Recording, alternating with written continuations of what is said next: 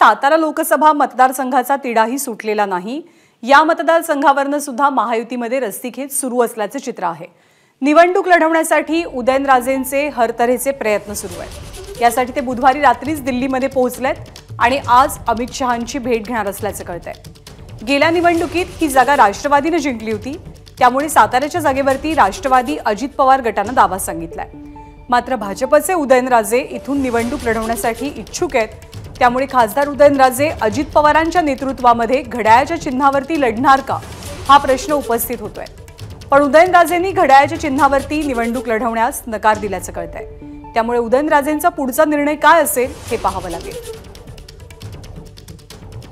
दिल्लीतनं सोमेश कोलगे आपल्या सोबत आहेत। सोमेश, साताऱ्याची एक जागा आहे जी खरं तर थोडीशी ट्रिकी बनली आहे महायुतीमध्ये।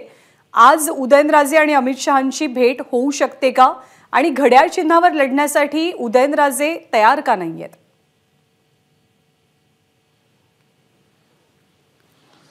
नाही, आपल्याला सर्वांना माहिती आहे ज्ञानदा की उदयनराजेंना सातारा लोकसभा निवडणूक लढायची आहे अशी त्यांची इच्छा आहे आणि ती इच्छा घेऊनच ते दिल्ली दरबारी आलेले आहेत। आता काल त्यांची भेट झालेली नाही अमित शहांसोबत। आज त्यांची दुपारनंतर अमित शहा आणि उदयनराजे यांची भेट होऊ शकेल आणि त्या भेटीमध्ये स्वाभाविक उदयनराजे मागणी करणार आहेत की सातारा लोकसभा मतदारसंघ हा भारतीय जनता पक्षालाच मिळावा आणि तो भाजपकडेच असावा। उदयनराजेंनी भरपूर प्रयत्न केलेले आहेत, कारण त्यांना स्वतःला उमेदवार व्हायचे। दुसऱ्या बाजूला माढा मतदारसंघ हा भारतीय जनता पक्षाच्या उमेदवारांकडे गेल्यामुळे राष्ट्रवादी काँग्रेस पक्ष अजितदादा गटाने सातारा लोकसभा मतदारसंघावर दावा ठोकलाय।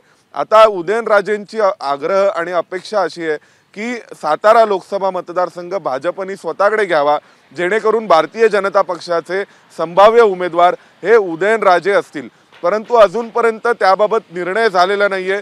कुठेतरी अशी चिन्ह दिसतात की हा मतदारसंघ अजित पवारांना जाऊ शकेल आणि त्यामुळे ते थांबवण्यासाठी आणि पक्षश्रेष्ठींना याबाबत आग्रह करण्यासाठी उदयनराजे हे दिल्लीमध्ये आलेले आहेत। त्यांची आज केंद्रीय गृहमंत्री अमित शहा यांच्यासोबत भेट होऊ शकते। या भेटीमध्ये ते सातारा लोकसभा मतदारसंघावर चर्चा करणार आहेत आणि हा मतदारसंघ आपल्याकडे राहावा यासाठी मागणी करणार आहेत।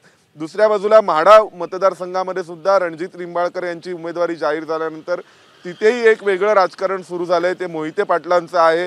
त्यामध्ये मोहिते पाटलांच्या कुटुंबीय काही शरद पवारांना भेटणार असंही चित्र निर्माण झालंय।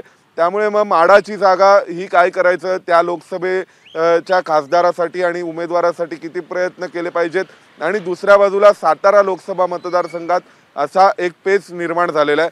त्यामुळे या सगळ्या गोष्टी या आजच्या दिवसभरात नक्की भविष्यात कशा टर्न होतील ते आजच्या दिवसभरात ठरेल असं आपल्याला कळतंय। ज्ञानदा, सोमेश, ताजी माहिती वेळोवेळी जाणून घेत राहू। तुर्तास धन्यवाद या अपडेट्स बद्दल। एबीपी माझा, उघडा डोळे बघा नीट।